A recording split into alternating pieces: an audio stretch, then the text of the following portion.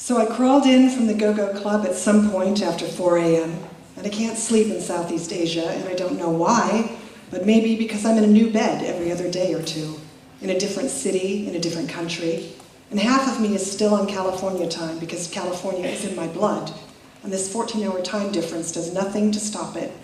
So I sleep in fits and starts, an hour or two at a time, sometimes as many as 4, but then I wake up and I text people or I get on Facebook and connect because my night is somebody else's day.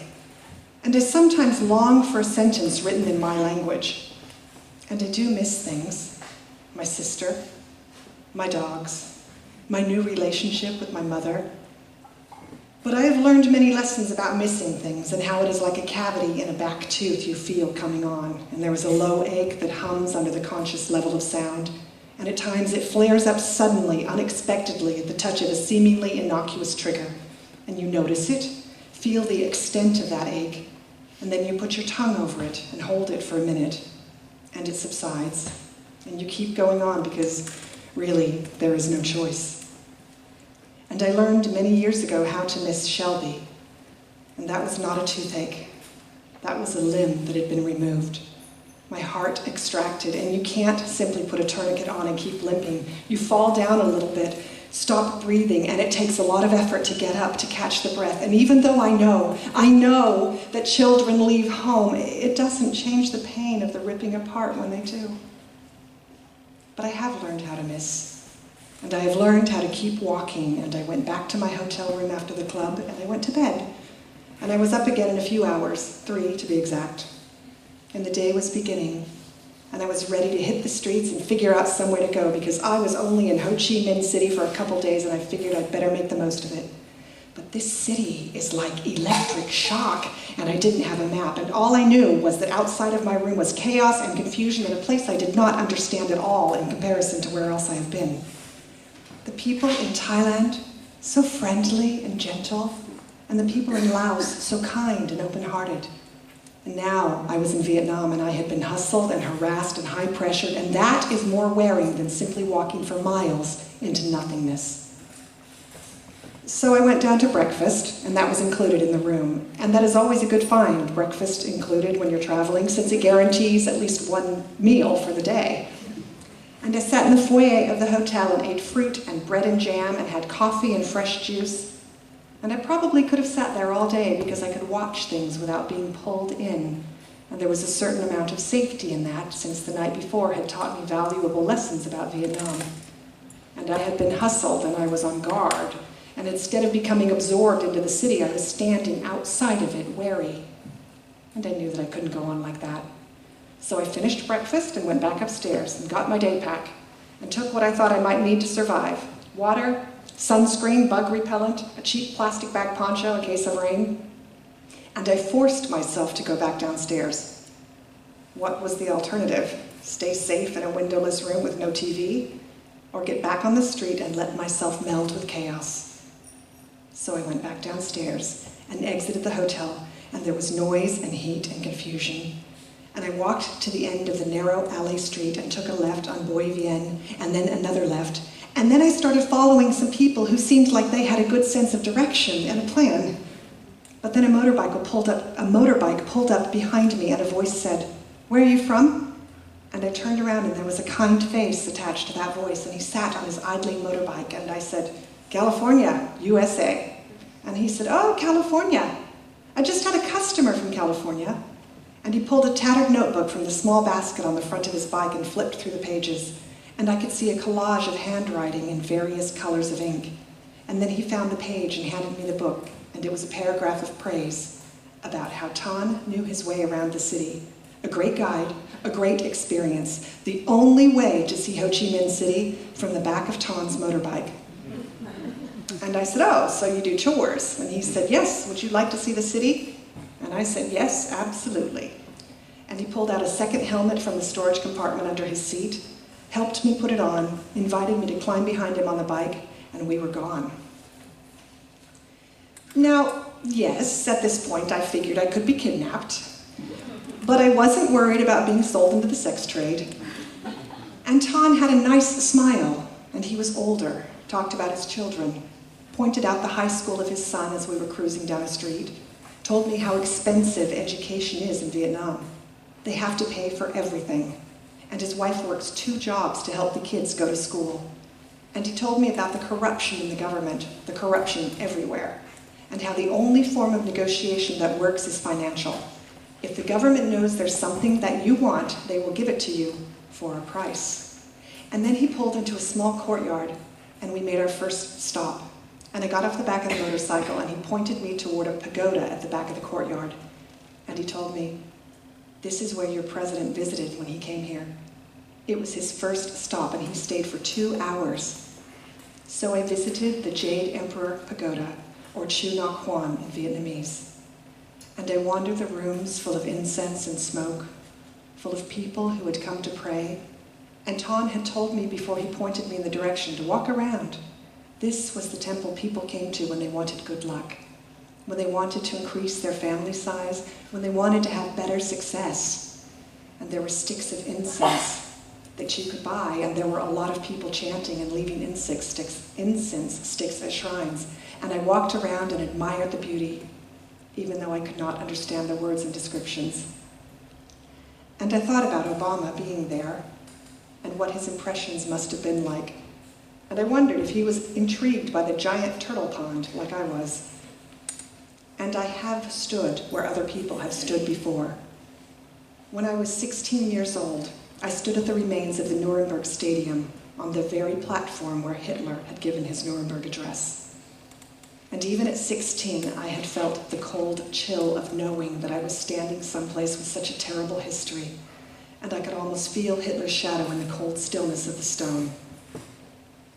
But this was a pagoda full of warmth and love, and people just wanting something better, something good. And there was so much hope in the rooms, people hoping that these gestures would find a sense of reward. And I could see why Obama stopped at that pagoda first on his visit.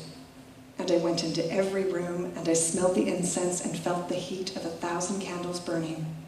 And outside, Ton waited for me, and there was no hurry. Ton did not have an itinerary for the tour, nor did I ask for one, because I had no plan and no map, and I didn't know what I should be seeing anyways. And so far, he had taken me to the place where my president had come. And he was still waiting for me when I left the pagoda, so I put the helmet back on and returned to my place behind him. And he asked how I liked it, and I said the obvious. It was amazing and beautiful, because again, we just don't have the right words in English. And then we were back on the street again, caught in the traffic. And there were motorbikes everywhere, and the horns honking constantly, and then we were at our next destination, and Ton told me it was the War Remnants Museum. And outside I could see giant tanks. And I wasn't sure about this destination because, fuck, a museum and war just don't have the same ring as Pagoda and Obama. But Ton told me that there were many floors to the museum, much to see. And he settled into a chair outside, and I paid the entrance fee. And I walked up the steps, and what Ton should have told me is that I needed to leave my heart with him, safe in the helmet. And I needed to take a deep breath. And I needed to ready myself, because this wasn't a museum I was entering. This was a pictorial picture of hell.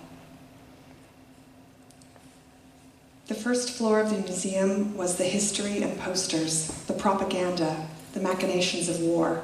And when I was a student at UC Davis, I took a class called A Decade in American Society, the 1960s. And my professor, Eric Schroeder, became one of my favorites that I ever had. And that class was just as good as it sounds. And when I went to the bookstore before the quarter began to gather my required texts, one of the books that Schroeder had assigned was the Beatles' White Album. And I knew that I had picked the right class to burn a quarter on. And we started that class at the end of the 1950s to understand the mindset of American society and how people came out of World War II and the attitudes held. And then we moved into the early years of the 60s like Mad Men. And we learned economics and history and psychology, and we spent a great deal of time studying the Vietnam War. We read the magnificent book Dispatches by Michael Hare, and that book was an intense helicopter ride into things I didn't want to know. And we learned about the protests, the Black Panthers, civil rights. It was the most I had ever learned about American society. But what I did not learn was the other side of things, the Vietnamese experience. And here was the museum to finish my education on just what happened during those dark years when we went where we should not have gone. I climbed the stairs to the second floor, and the rooms of atrocities began. An entire room of Agent Orange, pictures of the effects, information, research, and then the most disturbing thing of all, that babies are still being born deformed, even now, decades after the war. Babies are still deformed, and people here still die from stepping on unexploded landmines. They are still in the ground. And the war never left Vietnam. Only the American soldiers did. And I had to read about the things that American soldiers had done in villages, the slayings, the destruction, the death that they brought.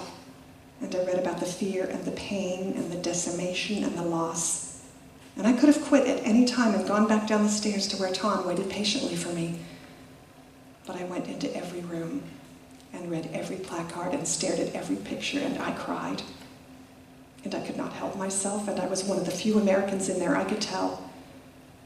But I cannot describe to you my feelings. And I stopped taking photos, and I walked through and cried. I know I carry my own pain like a stone in my chest, and if I let it, it holds me down and weighs on me, and a good part of me has learned to disassociate from pain.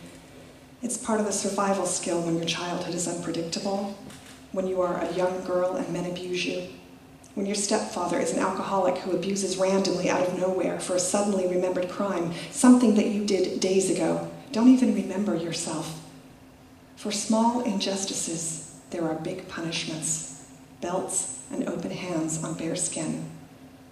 And I have tasted bar soap in my mouth, telling a lie at 3 or 4 years old, and I can remember the soap in my mouth for it until I threw up in the toilet. And even then, I did not understand what I had done. And sometimes I was punished for telling the truth. So how can you win?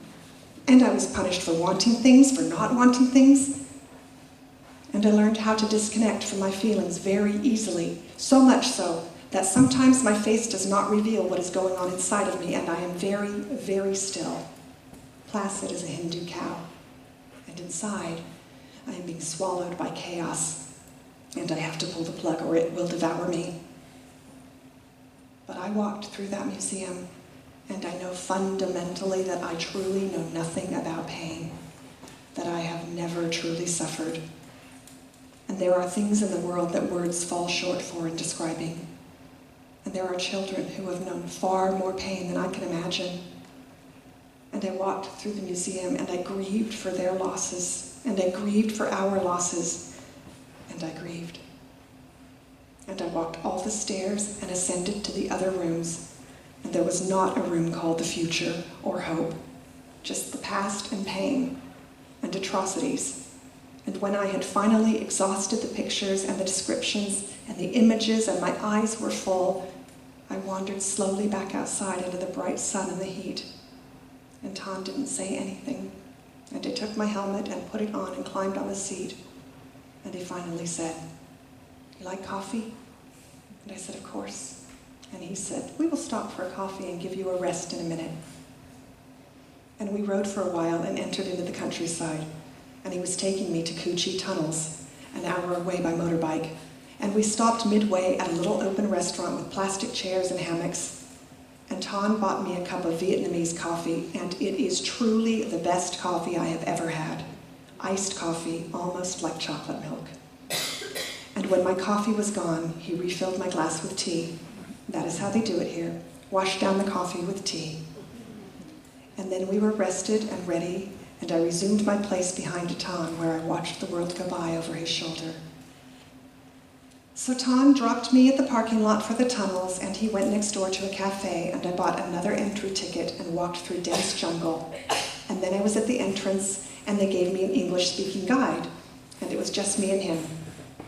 And he told me all about the Viet Cong, and I watched a short video about the location of the tunnels, and how the American soldiers knew the tunnels were there, but they just could not find them. And if it was any consolation after the War Remnants Museum, I at least got to see the other side of the war, where the VC used their psychological powers to take down soldiers because they didn't have enough firepower at their disposal. They made booby traps, sharpened spikes, covered holes in the earth to disguise them, could drop a soldier 8 feet into the ground onto sharpened bamboo. And they fashioned their own explosives out of detonated bombs that they cut into and stole the gunpowder from.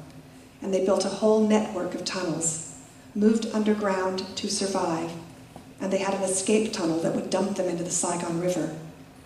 And they cooked underground, vented it away from the tunnels through small holes, only cooked in the morning so the smoke rose with the mist, and the American soldiers could not find them. And the ground there, where the tunnels were built, is hard as cement, baked by the sun. And it protected them from bombs being dropped. And even underground, they constructed rooms that were able to absorb the shock of a surface hit, send the force rippling down the sides of the room instead of caving it in. And it took them 40 years to build the tunnels, all dug by hand. All dug by hand, and carried out with a small bamboo mat, and they had to hide their soil. And so they built tunnels by digging one tunnel, then digging a second tunnel to join to that tunnel, and then a third tunnel to join, and then they would use that dirt from the third tunnel to fill up the first tunnel and build an air hole into the ground to vent oxygen. And they worked for 40 years this way, digging the tunnels. And the American forces could not find them. And the VC were quiet as that mist mixing with cooking fires and drifting through the trees. I am a little claustrophobic, or a lot, depending on the size of the space. But I wanted to go into the tunnels and not wuss out, so I crawled down and made my way through, and there were people in front of me who were slow and too big, and if you panicked, there were intervals where you could get out, at 20 meters, at 40 meters. But I kept going, and I followed the moving flashlight, and I could feel my backpack scraping the top of the tunnel, and I could have taken it off my shoulders and carried it in front of me, but there wasn't that kind of room in the tunnel. Not that kind of insight. And I just kept letting the backpack scrape the ceiling. And I used muscles in my thighs that I have not used in a very long time to crouch down and keep moving. And I stayed crouched, and I kept moving. And the tunnel was hot, sweaty, hot, and the air was heavy and thick, and I was sweating badly, and there was not enough air, but I kept going. And I went the whole 50 meters, and I was pushed out into the light like birth. And I felt like I had accomplished something major, and so did the few in front of me who had gone the whole length. And when we broke the surface to the air again, we all breathed deeply, and we wiped the sweat from our faces, and we were dusty with tunnel. And we were changed. I saw a gecko climb a tree, and its head was bright blue, and there was not a sound in the jungle around me except for insects and birds. And I tried to imagine what it would be like to defend this ground, to know it better than anyone else, to build traps, to use my head to stay alive. And I realized that I had already been doing that my whole life. And my past was one long coochie tunnel, and I had been trapped in it for years and had to find my way out. And the air is thin inside your own coochie tunnel. It's hard to breathe. But if you can find the surface and keep going, you can get yourself free again. I left the tunnels and found Tom drinking tea and waiting for me. And it was late afternoon by now, and we had spent many hours together. And he had told me about how his mother was killed in the Vietnam War, and how his childhood had been the confusion and the fear. And he told me about how the people of Vietnam are now. He showed me pictures of his children, a girl and a boy. And his daughter is in university, and he struggles to pay, but he knows that education is the way out for anyone who can achieve it. And his son is in high school, and they pay for that too. There is no government assistance. If you can't pay, you don't go to school. And I could tell that Tom was proud of his children, and proud of his wife for working 2 hard jobs. She is a commercial cleaner, runs a business, works very hard. And Tom does the tours, has been a guide in the city, and we rode back down the country road we'd been on to get there. And I had been on the back of a motorbike all day, and I was grimy and tired, and I had tunnel dirt on my back, and my ass had gone numb before we had even left the Ho Chi Minh city limits. And I was ready to be done with the tour. And Tom took me to the bus station so that I could find out about getting a ticket to my next destination, Gandur on the Mekong River. And he didn't have to do that, take me to figure out my bus, but he was a kind man. And even as we had been riding down the long roads at intervals, he had asked if I was doing okay. And he had taken me to see everything I needed to see in Ho Chi Minh City. And finally, he took me back to the very spot he had picked me up. And I got off the motorbike and handed him the helmet and thanked him profusely. And then he said, "Now you give me $3 million. And I stood there on the sidewalk and I did the currency exchange in my head. And he was asking me for $135, a fortune for a tour, a scam, a complete and total hustle, considering that I had ridden an elephant all day in Laos for $28, and in Chiang Rai I had spent all day with a guide to see the White Temple, the Black House, the Monkey Caves, the Golden Triangle, the Opium Museum, and even had lunch at a remote restaurant for $25. So Tom was hitting me hard. And here I was, standing on the sidewalk, and I didn't have anywhere close to that money. Why would I in a place where a bowl of pho is $1.25? And my room, including breakfast, was costing me $20 a night. I didn't have that money. I didn't have it at all. And nowhere in that tattered notebook of tour recommendations did anyone say I got screwed on that trip. And maybe that wasn't even a real notebook of people's reviews. Maybe his kids wrote it in different colored pens. And that is the American in me, the negative and the wary. And when I got right down to it, it was my fault for not talking money up front. But I had only spent $10 for a cab ride, and I thought when I slung my leg over the back of the motorbike before we left, how much could this really be? So I told Tom that I did not have that money, and he did not seem very pleased. And he took me to an ATM, and I could not withdraw money there. So then he took me to a second ATM that was at a more central bank, and I withdrew money. And I stood there with my back to him, and I shoved some of the money into my pocket, and I hated myself for doing it, but I wasn't about to give him all that he wanted. And in the end, I gave him $2.5 million, $100, for an all-day tour that cost him $4 in gas. And maybe I could have negotiated more with him and ended up giving him the fair value for the day, but then again, he had told me those stories and showed me the pictures and taken me to those places where I could feel hot shame inside myself for the things that other people, not me, had done. And I gave him the money, lightened my pockets considerably. And his mother had been killed in the war, and I thought about that. And I knew in my heart that I probably owed him something.